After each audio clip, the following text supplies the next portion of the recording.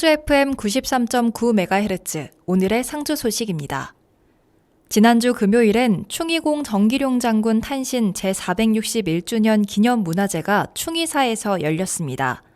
많은 사람들이 모여 정기룡 장군의 정신을 기리고 다양한 행사에도 참여했는데요.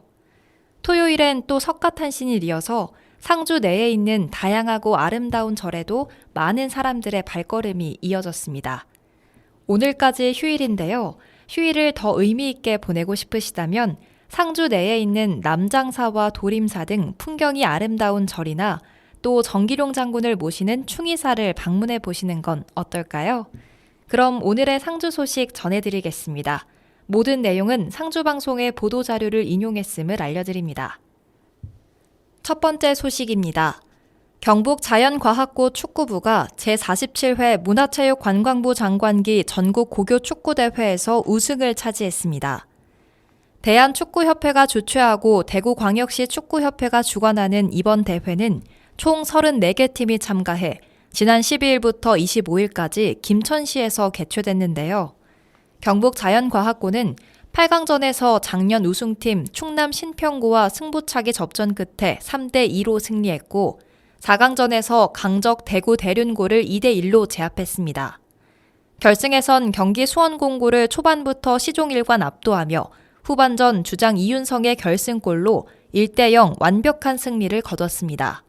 이번 대회는 관중 전면 허용 방침에 따라 참가 선수단과 학부모, 협회 및 학교 관계자들이 선수들과 함께 첫 우승의 기쁨을 만끽했으며 전 경기는 유튜브 생중계로 방송됐습니다.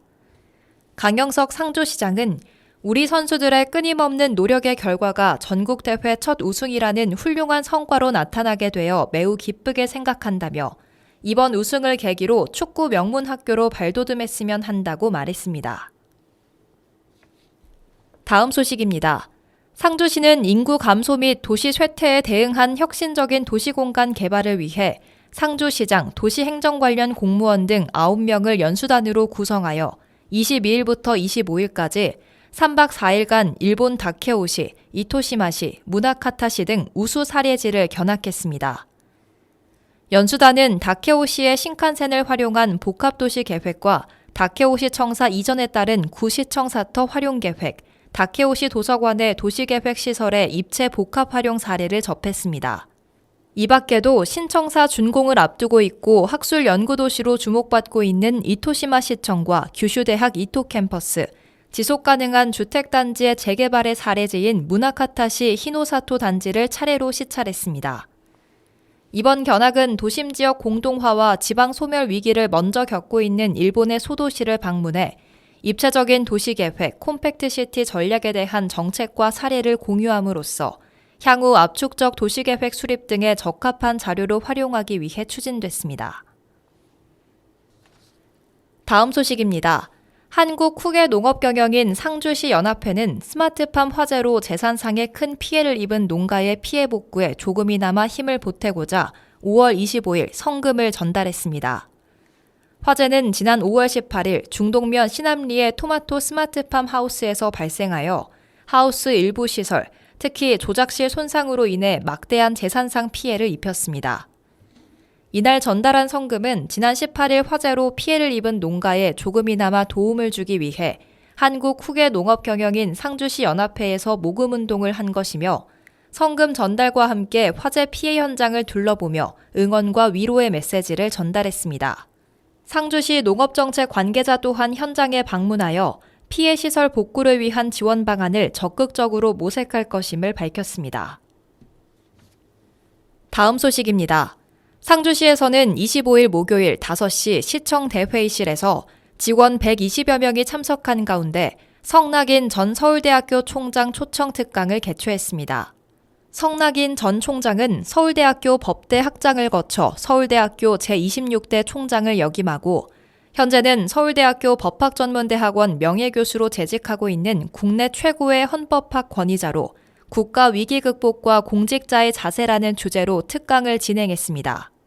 특강에서는 4차 산업혁명과 코로나 팬데믹 등 급속히 변화하는 시대 환경 속에서 국가와 상주시가 직면한 위기에 능동적으로 대응하기 위한 공직자의 올바른 자세와 역량 강화 방안을 제시하였으며 상주시의 100년 대계를 위한 혁신적인 시정 운영과 공직자의 공동체 의식, 국가기관의 책임성 등을 강조했습니다.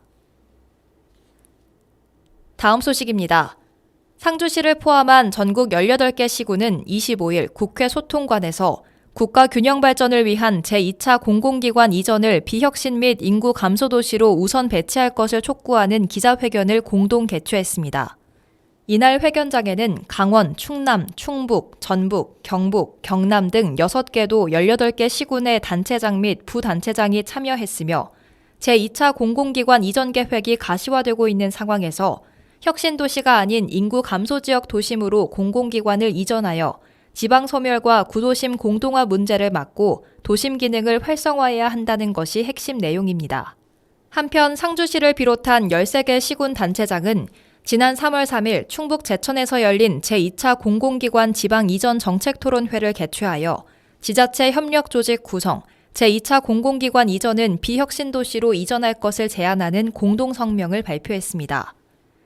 강영석 상주시장은 국가 균형 발전과 지방 소멸을 막기 위해서는 자원의 적절한 배분이 중요하다며 인구 감소 지역의 공공기관이 우선 배치될 수 있도록 18개 시군과 함께 협력하여 공동 대응하겠다고 말했습니다.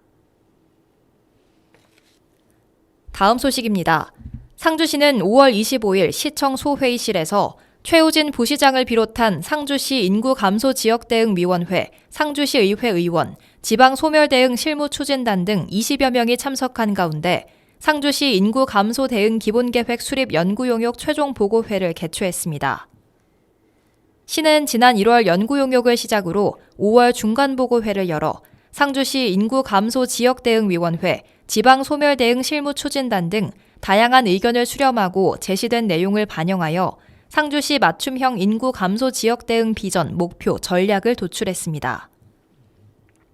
보고회에서는 다 함께 상주하는 어울림 도시 상주라는 비전과 함께 매력 공간 창출로 생활인구 확보, 정주 여건 개선으로 지역 활력 제고, 차별화된 로컬 라이프 구축으로 정착 유도의 3가지 목표를 위한 35개의 실천 사업을 제시했는데요. 상주시는 최종 보고회에서 나온 의견을 반영하고 14일간의 주민 의견을 청취한 후 상주시 인구 감소 지역 대응 위원회 심의를 거쳐 5월 말까지 기본 계획을 최종 수립할 계획입니다. 다음 소식입니다. 상주시는 농업인구 고령화와 생산성 저하 등 농촌의 어려운 여건을 극복하기 위해 개별 영농에서 규모화된 공동체 중심의 농업으로의 전환, 스마트 농업의 확산을 통해 첨단 기술 산업으로의 혁신을 목적으로 농업 대전환 들력특구 아카데미를 추진하고 있습니다. 아카데미 첫 교육은 5월 25일 2년 연속 논콩 우수 생산단지로 선정된 나누리 영농조합법인에서 콩 생산단지 회원, 밀 생산단지 회원, 쌀 전업농, 청년 농업인 및 아카데미 교육 희망 농업인 등 280여 명을 대상으로 실시했으며 농업 대전환 성공을 위한 의식전환 교육, 콩 재배기술 교육, 콩 종자 소독 현장 실습이 진행됐습니다.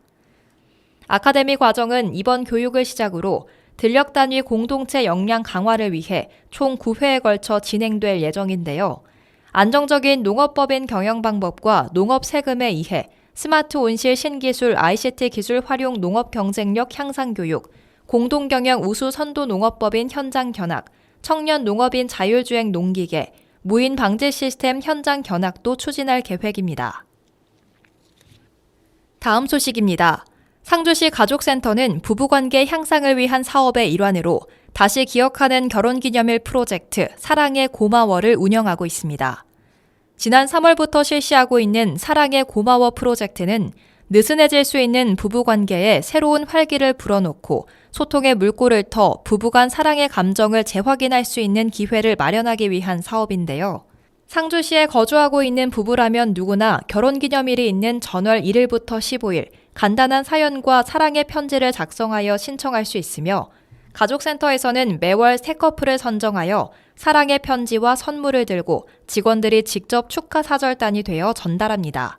5월의 사랑의 고마워 주인공 중 한 참여자는 무뚝뚝한 남편이 이 이벤트에 신청했다는 자체가 큰 감동으로 다가왔다며 이번 기회로 남편에게 자주 마음을 표현해야겠다고 말했습니다.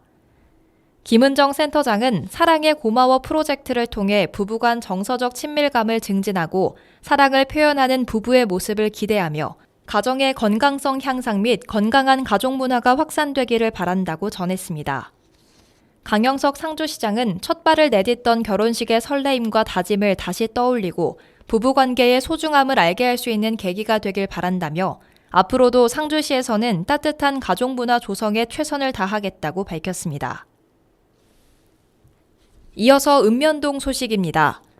상주시 모서면 행정복지센터는 5월 24일 수요일 모서면 직원 17명이 모서초등학교 일대 산책로 및 인근 차도 주변에 생활쓰레기를 수거하는 환경정비 자원봉사활동을 펼쳤습니다.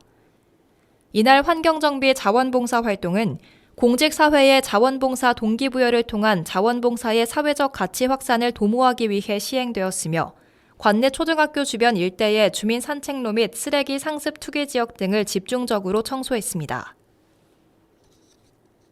상주시 동문동 바르게 살기 위원회는 5월 25일 목요일 관내 무단 게시된 불법 광고물 일제 정비를 실시했습니다. 일제 정비 대상으로는 전신주, 담벼락, 건물 외벽 등에 무단으로 설치되어 있는 불법 전단지로 도시 미관을 훼손하여 시민들에게 불편을 초래하는 불법 전단지를 제거하여 쾌적한 도시미관을 조성하는 데 일조했습니다. 조명옥 바르게 살기 위원회 위원장은 앞으로도 쾌적하고 살기 좋은 동문동을 만들어가는 데 바르게 살기 위원회는 일조하겠으며 타의 모범이 되는 바르게 살기 위원회가 되기 위해 더욱 노력하겠다고 밝혔습니다. 상주시 동성동은 불기 2567년 부처님 오신 날을 앞두고 5월 25일 목요일 동해사 등 신도가 많은 방문객이 예상되는 관내 주요 사찰 6곳을 차례로 방문했습니다. 이번 방문은 연등 설치 및 촛불 사용 등 화재 발생 위험이 높아짐에 따라 직접 사찰을 둘러보며 산불 예방 및 안전사고 예방을 위해 마련됐는데요. 또한 각 사찰의 주지 스님 및 인근 주민들과 대화하며 주민 애로사항이나 건의사항을 청취하는 시간을 가졌습니다. 관내 각 사찰은 형형색색의 연등을 달고 봉축식 행사 준비에 분주했으며 동해사 진효 스님은 올해 부처님 오신 날은 코로나19에서 벗어나 이웃과 함께 마주볼 수 있어 감격스럽다며 부처님의 자비와 광명이 온누리에 가득하길 기원한다고 말했습니다. 상주시 남원동 행정복지센터에서는 5월 25일 목요일 지역 내 독거노인, 장애인 등 취약계층 11가구를 방문해 밑반찬 나눔 활동을 실시했습니다. 이번 밑반찬을 지원받은 취약계층은 남원동 맞춤형 복지팀의 통합 사례 관리 대상자며 맞춤형 복지팀이 직접 각 가정을 방문해 안부 인사를 드리고 갖가지 국과 밑반찬을 전달했는데요. 밑반찬은 닭게장, 계란장조림, 도라지 무침, 연근조림 등 10가지의 반찬으로 구성해 대상자들이 다양한 영양소를 섭취할 수 있도록 했습니다. 밑반찬을 전달받은 한 어르신은 혼자 있는데 늘 이렇게 신경 써주시고 매번 맛있는 반찬을 가져다 주셔서 너무 감사하다며 인사를 전했습니다. 이상으로 오늘의 상주 소식 마칩니다. 함께해 주신 여러분 고맙습니다.